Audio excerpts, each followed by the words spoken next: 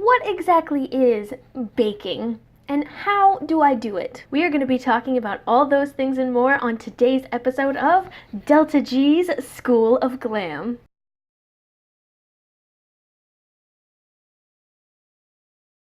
Howdy fellas, and welcome to my channel. If we are just now meeting, my name is Delta and I am so excited that you're here today. So today we're going to be diving in and we're going to be talking about all things setting and baking, how to do it, what it does, how the process started, and how to achieve a really flawless, nice look like this using setting powders to make sure that your makeup lasts all day long. So without any further ado, let's dive right in.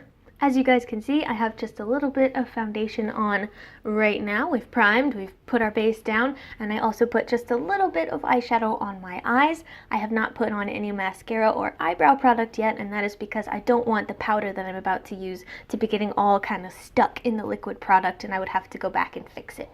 So the first thing that we're going to do is we're going to take our concealer, and this is the Makeup Revolution Conceal and Define that we used last week when we talked about concealing and highlighting. So the first thing that we're going to do is we're going to carve out and emphasize the high points of the face and places where we want light to be hitting our face. I'm going to take this under my eyes just like this. Not exactly in a triangle, but decently close, because these are the places that I want light to be coming to my face. These are the places that I want to pull forward, because that's what brightness and lightness does. It pulls things forward, while shadows and contour pull things back. A little bit on the chin. Starburst on the forehead. And any troublesome places that we have. Mine are better than they have been in the past, but it's still a pretty intense work in process here, guys. And now I'm going to take my damp beauty sponge. This is my Morphe beauty sponge that I love so much. It's been moistened and squeezed out, and we're good to go. And we're going to take this and we're going to bounce this all over just to blend it in, to press that into the skin. Pressing.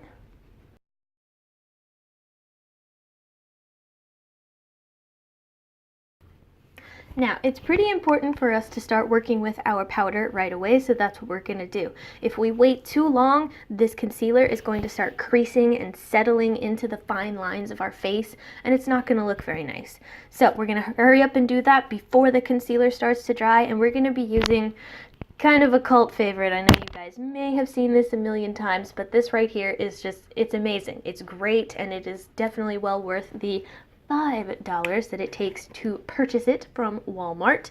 And of course, I will be linking some of these products down below for you guys in the description in case you are interested in any of them, just so that you can get them pretty easily. And they're all like a, falls in line with the theme of the channel, very inexpensive, very affordable. So what we're going to be doing first is we're going to be baking, right? This is what I wanted to show you guys, and I will explain sort of settings a little bit easier, but both of these processes are really, really simple. So first things first, what we're going to do is I'm going to take a bunch of the powder that's here in the cap and be super generous with this. You don't have to skimp on the product when you're baking. In fact, you want to get as much as possible on the tip of your sponge so that you can then take it and press it with your damp sponge all along the places that you want to set really, really nicely. Now, the reason that we're being so generous with this product, it's going to look kind of crazy at first, but that's okay. It'll fix. We're going to fix that. We're going to brush off the excess later. The reason that we want to do this is because packing on the powder like this traps the heat of your skin. It absorbs the heat of your skin and it traps it against the makeup that you have on your face. And what it's going to do is it's going to use your skin's natural heat, and it's going to melt the powder into the foundation and the concealer, and it's going to hold it there for a long, long time. This is not a new thing This technique, this baking practice has been around for a very, very long time. And it was started by those who work in the theatrical community, drag queens mostly, who are fabulous in every single way. And they have to, think about what they have to do. They're under hot lights, they're dancing, they're moving around for hours at a time. And so they really need their makeup to stay. They need it to last a long time, and they need it to look flawless. So this is a practice that they kind of started, and other makeup artists have picked up, and it's become a major thing that a lot of people do. And I think it's awesome because otherwise I wouldn't have found out about it, and my makeup wouldn't look as good on a daily basis as it tends to. So again, more of this, just taking as much powder as we can pack onto our sponge and covering the places that we want to bake. And it is called baking because it literally takes the heat of your body and the heat of your skin and bakes the makeup onto your face. It looks a little bit funky right now, but it's gonna all come together when we brush off the excess powder here in a minute. Now what I'm going to do, I don't bake all the parts of my face. I bake some of my face, and then others I just set. Now setting does the exact same thing, only much less intense. It will take away the sort of stickiness of your foundation and your concealer while it's still wet, like my cheeks are a little bit sticky. But if I go ahead and use what's left on the sponge, I haven't gotten any more new stuff on the sponge. If I take what's left on the sponge and just sort of tap this all over, this is going to set the rest of my makeup. It's still gonna look nice. It's still gonna be pretty. It's still gonna set pretty well, but it's not gonna be quite as intense as the baking process.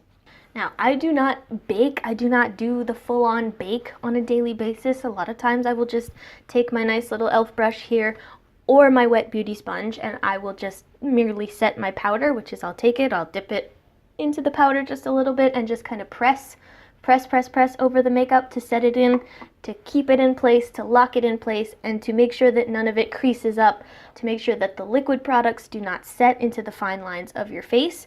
But if I need my makeup to last for a super, super long time, baking is something that is really going to make sure that happens. In addition to following our steps from last week, using our primer, using our foundation, and using our concealer correctly. Now, the key part to this process, what you really want to do is you want to let it sit. You want to let it sit there and bake for a minute or two. So that's what we're going to do. And we're going to do a couple of other things while this is cooking. And I actually have a couple of other setting powders here to show you guys and talk a little bit more about. So it's not just the Coty Airspun. I love it, but I don't use that constantly all the time. If you guys are looking for a good and inexpensive setting powder though, that's awesome stuff. I have an Ulta Beauty mineral powder here. I may not be able to link this one, but I will try. This is in the shade Translucent, and this is not a white powder. No, this is a sort of a beigey, pale, skin tony kind of color, but they don't show up this kind of color on your skin. A lot of them, they're translucent, right? You can see the shade of your skin and your makeup through the powder, which is what we want.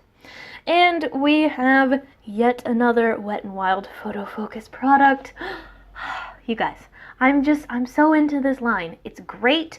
The whole point of the entire line is to make sure that makeup looks awesome in any lighting whatsoever, so they test it in a bunch of different lighting conditions.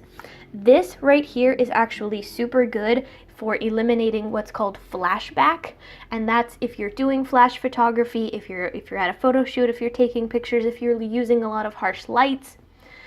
It can bounce off of the silicone in the powder and it can throw that light back at the camera, causing it to look like this. Under the camera, when you're done baking, when you've brushed everything away, it can still look cakey and just white and pale and weird because it's reflecting that light back to the camera. This is really, really good, and all of the Photo Focus line, I've got my concealer over here and my foundations, those are all designed to prevent that specific thing. So if that's something you're worried about, if you are taking lots of flash photography pictures, this is something that's super great for you to have. Again, it's that sort of like pale yellowy kind of color. It's great. I love this one too. I'm kind of dying on the Coty Airspun right now, so that's what we're using. And I have one more setting powder to show you guys here. If I can figure out how it opens. This is it's a weird package, right? This is from Flower Beauty. It's really nice. Yeah, see, it's kind of weird. It just like slides down over the top like that, and see, got the little poof. There's not actually a whole lot in here. The Wet n Wild's comes with a lot more, and it's like $5, I think, compared to this, which was a little bit more, around 10-ish. Still not bad, but not super great either. This is actually a luminous setting powder. Yeah, satin finishing powder, that's what it's called. And this guy actually has teeny tiny little flecks of like a luminescent sort of glitter. I don't want to say it has chunks of glitter in it because that's not true, but it does have just a little bit of a luminous quality that's going to not quite mattify your skin so much and is going to keep just a little bit more of that healthy glow. I love all of these products. Highly recommend them. They're great. They do everything they say and more, and they're awesome. And they are just more proof that you don't need anything super expensive to get the kind of look that you're going for. And I think that's awesome. And that's what we're all about here on this channel, is easy, affordable beauty. Okay guys, that is it for the baking and setting process. This step is actually really important if you want your makeup to stay for a long time and to look nice and matte and flawless throughout the day. This is what it's going to do. Now, I actually wiped all of the bake off of my face and filmed like a whole other 5 minutes before I realized that I forgot to press record again. So that's why there's no more powder on my face, but I can show you what I did just really quickly, taking my e.l.f. blush brush right here. Just a really simple little brush. I like it because it's kind of flat and really easy to get kind of in this corner and brush the powder back. So what I do is I take my brush and I just swipe back away from my face, and this just picks up the excess powder and it kicks it back away from your face. So you're left with this nice bright under eye area. You can see it is nice and bright. Looks nice. We've covered up the dark circles. We look pretty plastic right now, and that's okay. That's what we want. And I just took this and wiped it all over my chin, swipe down my chin to get rid of any excess powder, and then if there's any left on the brush, I just go back and make sure that I've set my other areas of the face correctly. Now, I super love this technique. I love baking because if I'm doing lots of eye makeup and I get lots of fallout, so little specks that fall down here on the tops of my cheeks, when I brush the powder away, it's just gonna brush those shadow particles right back away as well. And then we have a nice clean makeup look that's easy to pick up after and that's easy to fix if you make any kind of mistakes or have lots of fallout. So now what I'm gonna do is I'm gonna go ahead and finish the rest of my makeup, and then we will be right back. And here we go, we have the completed look all together with our nice set and bake, so our makeup is gonna stay all day long. Okay, so the last thing that I want to do with you guys before we close out today is I want to talk about this guy that I got in the mail when I got back from spring break. It was so nice. Okay, so this is actually that kit that I mentioned in last week's video. This is the Ipsy kit. It's a subscription service, a beauty subscription service that sends you 5 trial size products every single month for only about $10. And you also get these really cute little makeup bags, and I have to say this is probably my favorite one yet because I love rose gold. It's one of my all-time favorites. There's so much rose gold in my room right now. I would show you guys, but I don't have time. And it says right here, and off she went to change the world. And this is just kind of like my mantra, and I love it. And it's so fitting for what I'm trying to do and what I'm all about. So I love this. And so we're gonna dive right into our things that they sent us this month. Some things I have tried, some things I have not tried, but when I do, I'll get back to you and let you know. So the first one is this. This is the Ahava Time to Clear Purifying Mud Mask. And it's a mud mask. You put it on for about 2 minutes after you cleanse, and it's supposed to help clarify your skin and get rid of all the yucky junk that causes breakouts and clogs your pores. Haven't used it yet, plan to soon. Here is something that I did use today, and it's actually on my eyes right now. I am not wearing falsies. I think I'm doing okay on lashes, and we're gonna leave the house without it today because I think this looks really nice. This is a trial size of the Tarte Man-Eater Mascara, which is really nice. I love the brush. It's one of those kind of jelly, comey, nice, thick brushes. I really like it. It does a good job of separating your lashes, but also really depositing the product so that they look full and fluffy and voluminous and lovely. So I really like this, and we'll definitely be using it again. I also have this eyeshadow right here from IBY. It's a little trial-sized eyeshadow. It's the Lush eyeshadow in the shade Get Soaked. It's a really nice sort of dusty, corally rose kind of thing that I'm really digging. So I'm going to swatch it on the back of my hand for y'all right here. Ooh, that's really nice. I like that color. That sort of dusty, rosy, neutral-y, but still a nice pop of color. I really like that. Okay, so here's another thing that I actually used today, and I'm pretty sure this is my favorite product from the whole kit, to be quite honest with you. It is this guy right here, and this is from Estate Cosmetics. This is the Do Me, that's what it says right there, highlighter in the shade Pearl. It's really pretty, really nice, and I'll do another swatch for you guys really quickly on my finger right here.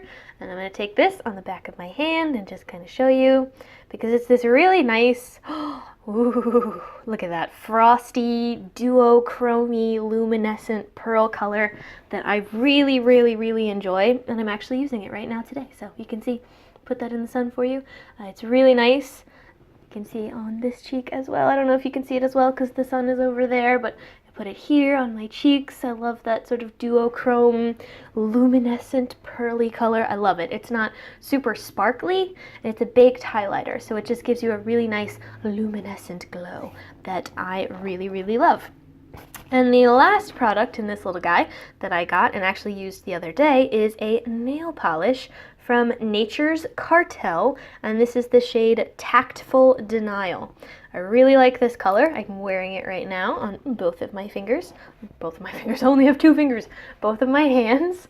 I really like it. It's this pretty, shimmery, luminous, pinky champagne color that's really, really pretty and really goes with my sort of nude, natural-ish nail vibe that I love. And this is the cool thing about Ipsy, because products like eyeliners and brushes and nail polishes usually come in full-sized things. Like, this is not a trial-sized nail polish, and it still comes in this kit that was only $10. I mean, can you really beat that? No, I don't think you can. So I think that concludes today's video. I actually have to jet because I'm already really late for a meeting with somebody at school. So I'm gonna go, and I'm just gonna say thank you guys so much for joining us. Thank you for watching. If you enjoyed this video, if you want to see more videos like this from me, don't forget to like and subscribe down below, and we will see you next time. Bye.